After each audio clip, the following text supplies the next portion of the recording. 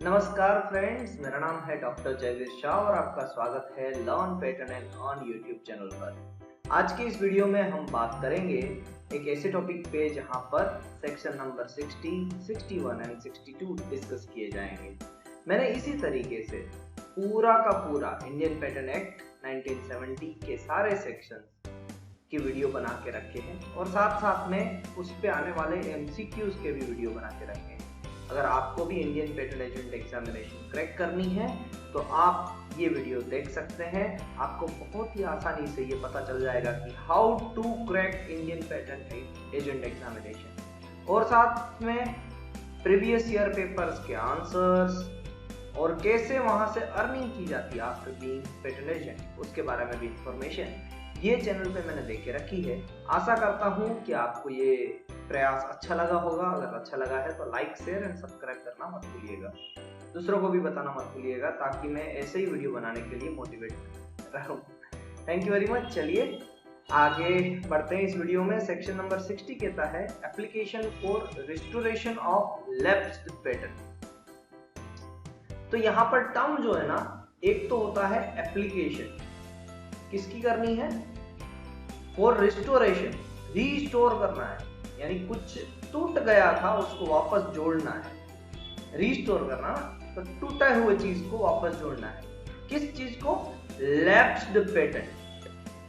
Pattern है जो lapsed हो चुकी है, जो मैं कहूंगा एक, अगर पैटर्न को चीज समझो ना तो टूट चुकी है।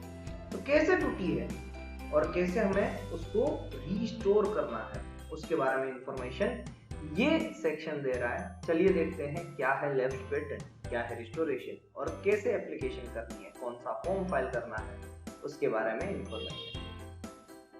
समझिए ये एक टाइमलाइन है और यहाँ पर हमने पेटेंट फाइल की। आप एग्जाम्पल के तौर पे आज के दिन, जिस भी दिन आप वीडियो देख रहे हैं उस दिन को समझिएगा कि उस दिन पे पेटेंट आपने फाइल की और वहां से लेके 1 ईयर के बाद, 2 ईयर के बाद या फिर थोड़े समय के बाद पेटेंट हो जाती है ग्रांट। जनरली ये 2-3 बरस के बाद ग्रांट हो जाती है। जनरली ऐसा कोई टाइमलाइन है नहीं कहीं पर भी, मगर 48 मंथ से पहले हमें रिक्वेस्ट फॉर एग्जामिनेशन देनी होती है और 18 मंथ में पब्लिकेशन हो जाती है एप्लीकेशन की। तो 18 से लेके 48 मंथ के बीच में आप समझ लीजिए, अगर आपने रिक्वेस्ट फॉर एग्जामिनेशन दे दी है तो वहां तक पेटेंट ग्रांट होने के चांसेस ज्यादा है। चलिए अब बात करते हैं कि लैप्स्ड कैसे होती है। तो जैसे ही हमें ग्रांट मिली, आप आज की डेट से 2 बरस के बाद की डेट समझिए कि 2 बरस के बाद, 2.5 बरस के बाद आपकी पेटेंट ग्रांट हो जाती है। तो जैसे ही पेटेंट ग्रांट होती है तो उसके 3 महीने के अंदर जैसे ही पेटेंट ग्रांट हुई, पेटेंट ग्रांट आज की डेट से 2.5 बरस के बाद पेटेंट ग्रांट हुई आफ्टर 2.5 इयर्स। तो जैसे ही पेटेंट ग्रांट होती है उस पेटेंट की जो भी रिन्यूअल फीस है वो फीस 3 महीने के अंदर ग्रांट होने के 3 महीने के अंदर पे करना रहता है। जैसे कि फर्स्ट ईयर की जो रिन्यूअल फीस है वो है 800 रुपीज फर्स्ट टू 4 ईयर तक। तो 800 रुपीज की रिन्यूअल फीस रहती है। तो वो रिन्यूअल फीस जैसे ही ग्रांट मिला ना, उसके 3 महीने के अंदर वो भरना रहता है, यानी वो पे करना रहता है। ओके, चलिए हमने रिन्यूअल फीस 3 महीने के अंदर पे नहीं की तो क्या होगा? तो उस केस में हम फॉर्म नंबर 4 फाइल करके, फॉर्म नंबर 4 किसके लिए होता है? एक्सटेंशन ऑफ टाइम के लिए। तो फॉर्म नंबर 4 फाइल करके हम 6 महीने के अंदर उस केस में एडिशनल 6 महीने, यानी ग्रांट से 2.5 बरस हुए थे ग्रांट को, अगर मैं मंथ गिनूं तो कितने मंथ हुए? डेट ऑफ फाइलिंग अगर 0 मंथ है तो 2.5 बरस यानी कितने महीने हुए? तो हो गए 2 बरस यानी 24 महीने और उसमें 6 महीने ऐड कर दो, यानी 30 मंथ्स में आपकी अगर पेटेंट ग्रांट हो जाती है तो आपको 33 मंथ तक सारे रिन्यूअल फीस पे करने होते हैं। कितने बरस के होंगे यहाँ पर? तो 2 बरस हो चुके, तीसरा बरस में अभी थोड़ा सा टाइम बाकी है, तो 2 बरस की रिन्यूअल फी यहाँ पर पे करनी रहेगी। ओके, अगर हमने 33 मंथ तक पे नहीं की तो क्या होगा?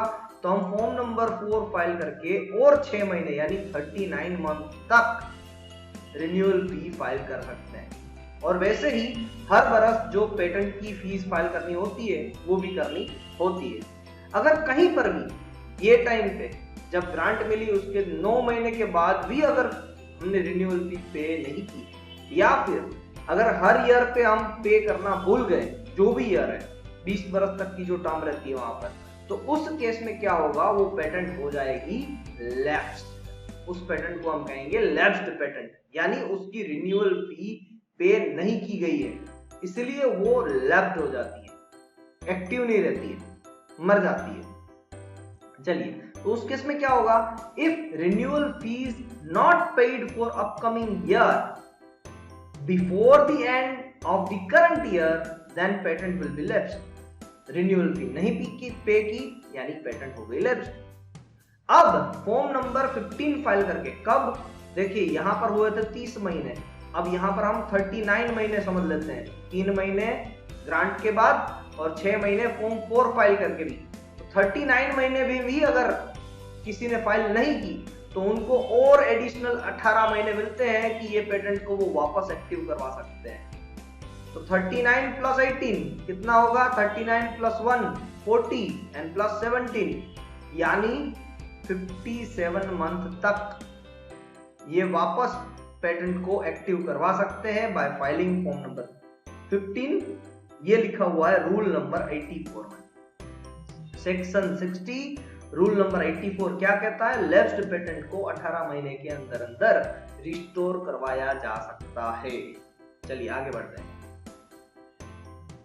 सेक्शन 61 कहता है procedure for disposal of application for restoration of lapsed patent. अब प्रोसीजर क्या है किसकी, डिस्पोजल ऑफ एप्लीकेशन, यानी फॉर्म नंबर हमने 15 की बात की ना, उसका for restoration of lapsed patent. Lapsed patent की प्रोसेस क्या है, तो सबसे पहले फॉर्म नंबर 15 फाइल करना रहेगा लैप्स्ड पेटेंट पे 18 महीने के अंदर अंदर, जब वो लैप्स्ड हुई थी उस डेट से 18 महीने के अंदर अंदर, एज पर रूल नंबर 84 ये कह रहा है। वो भी कैसे होना चाहिए, अनइंटेंशनल और अनड्यू डिले फॉर फाइलिंग, यानी आपको पता ही नहीं था कि ऐसा कोई रूल है, या आपको पता ही नहीं है कि डिले क्यों हुई है, तो अनड्यू डिले होनी चाहिए, अनइंटेंशनल थिंग होनी चाहिए, तभी जाके आप यहाँ पर ये फॉर्म नंबर फाइल कर सकते हो। अगर फाइल किया फॉर्म नंबर 15, तो if controller rejects then in 1 month hearing, अगर कंट्रोलर को ऐसा लगा कि इनको पता था फिर भी इन्होंने इंटेंशनली इसको डिले किया है, तो कंट्रोलर क्या करेगा पता है, रिजेक्ट कर देगा आपकी एप्लीकेशन को, और रिजेक्ट कर दिया तो फिर 1 महीने के अंदर अंदर आप हियरिंग के लिए अपील कर सकते हैं कि सर मुझे सुन तो लीजिए कि मेरी बात क्या है, क्यों मेरी पेटेंट लैप्स हुई। अगर कंट्रोलर सेटिस्फाइड हो जाते हैं आपकी हियरिंग से तो एप्लीकेशन हो जाएगी पब्लिश्ड। अब जैसे ही एप्लीकेशन पब्लिश्ड हो जाती है वहां से दूसरी भी एक प्रॉब्लम क्रिएट हो सकती है, वो कौन कर सकता है, person interested. Person interested in 2 months from the application can file opposition under rule number 85। देखिए 84 में क्या था, रिस्टोरेशन, 85 में क्या है कि पर्सन इंटरेस्टेड उसको ओपोज कर सकता है, सभी रूल एक साथ में ही चलते हैं। तो पर्सन इंटरेस्टेड जैसे ही ये एप्लीकेशन पब्लिश होती है कि भाई ये बंदे की एप्लीकेशन पहले तो जो थी वो लेफ्ट हो चुकी थी पेटेंट, अब पेटेंट वापस रिस्टोर हो रही है, वो पब्लिश हुआ है कि इस टाइम पे वो वापस रिस्टोर हो रहा है, तो जब रिस्टोर हो रहा है वहां से लेके 2 महीने के अंदर इन 2 मंथ्स वो ओपोज कर सकता है। कौन कर सकता है, पर्सन इंटरेस्टेड। ओपोज करने के लिए फॉर्म नंबर कौन सा रहेगा, फॉर्म नंबर रहेगा 14। ओपोज करने के लिए हमेशा फॉर्म नंबर रहता है 14, और रिस्टोरेशन के लिए कौन सा फॉर्म नंबर है, 15। ओके, ये भी मैंने यहां पर लिखा हुआ है। चलिए, तो कंट्रोलर, पेटेंटी, पर्सन इंटरेस्टेड, सभी, अगर पर्सन इंटरेस्टेड ने भी फॉर्म नंबर 14 फाइल करके 2 महीने के अंदर अंदर अपील की कि भाई साहब ये भले ही बोल रहा हो मगर ये अनइंटेंशनल या अनड्यू डिले नहीं है, इन्होंने जानबूझ के डिले किया है, लेफ्ट पेशेंट को रिस्टोर करने की एप्लीकेशन भले ही दी हो मगर जानबूझ के डिले है, तो कंट्रोलर, पर्सन इंटरेस्टेड, पेटेंटी तीनों लोग साथ में बैठेंगे, हियरिंग करेंगे और कुछ डिसीजन पे आएंगे।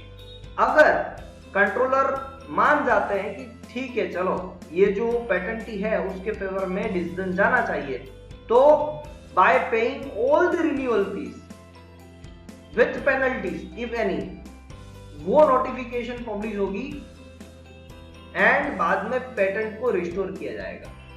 तो पहले तो देखो अनड्यू डिले होना ही नहीं चाहिए यानी जिस पेटेंट को ग्रांट मिल चुकी है उसको बार बार उसकी जो ईयर है ना उसकी रिन्यूअल फीस पे करनी ही रहती है, तो करनी ही चाहिए।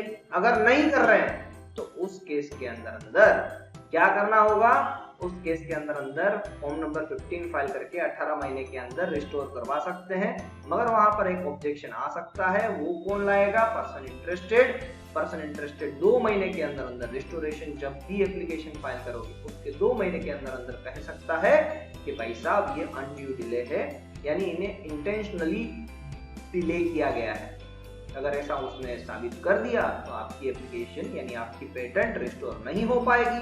अगर कंट्रोलर सेटिस्फाइड होते हैं तो नहीं होते हैं तो रिन्यूअल फीस के साथ पेनल्टीज के साथ आप उस पेटेंट को वापस रिस्टोर करवा सकते हैं।